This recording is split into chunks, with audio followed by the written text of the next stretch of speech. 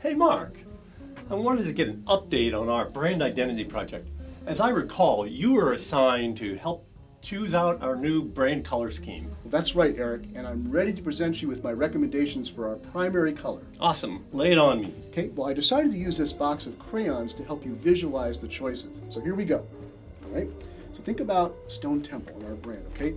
Burnt sienna, it projects an image of calm and stability. You know, it sounds like us. Let's start implementing that. Yeah, but there's more. What about cornflower? That says bold and imaginative. Or Granny Smith apple green, that communicates action and profit. Hey, macaroni and cheese, I mean, that makes our customers hungry for our services, right? Or this, wait a minute, wild strawberry. That says to me, Stop. You're giving me too many choices. They all sound good, but I don't know which one to go with. Well, that's why we pay you the big bucks. More choices always sounds like a good thing, but offering too many choices can kill your conversions. Here's why.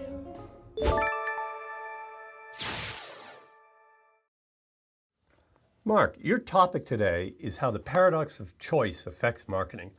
Paradox of choice almost seems like an oxymoron, though. I mean, isn't more choice a good thing?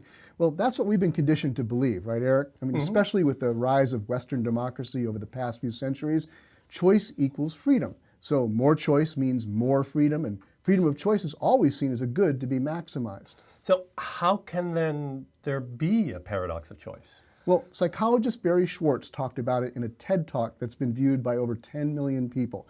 He started by reminding us of the overwhelming number of choices we have these days for almost everything.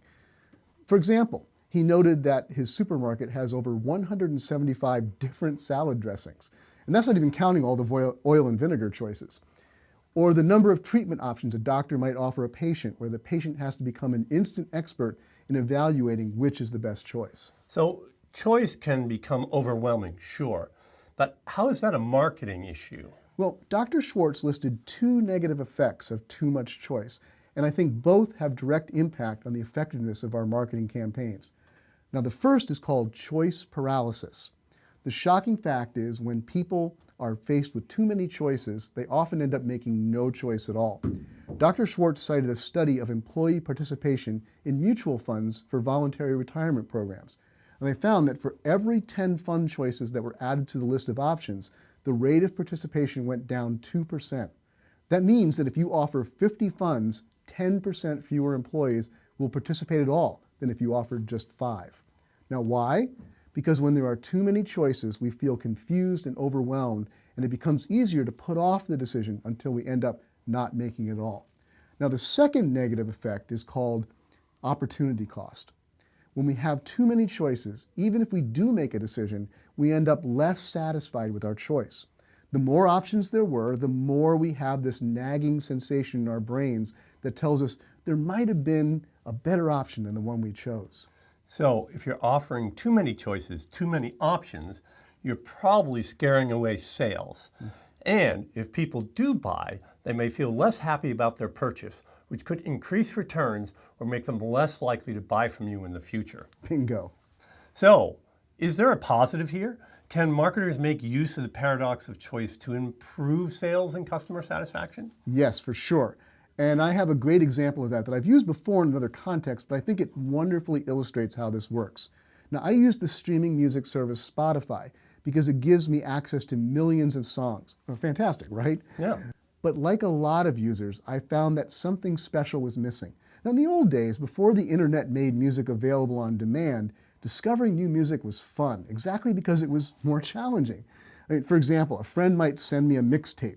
The music on that tape would mean more to me because it took a lot of effort for my friend to curate those 10 or 12 songs. But when the whole world of music is at your fingertips, I end up not exploring because it's just too big. Now, Spotify realized this and understood that it actually made a dent in how much people use their service. So they created Discover Weekly.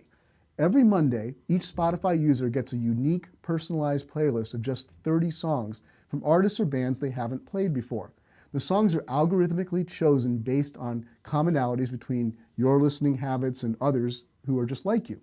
Now, I find my happiness with Spotify has gone way up because with a curated list of just 30 songs, I actually do discover new artists all the time.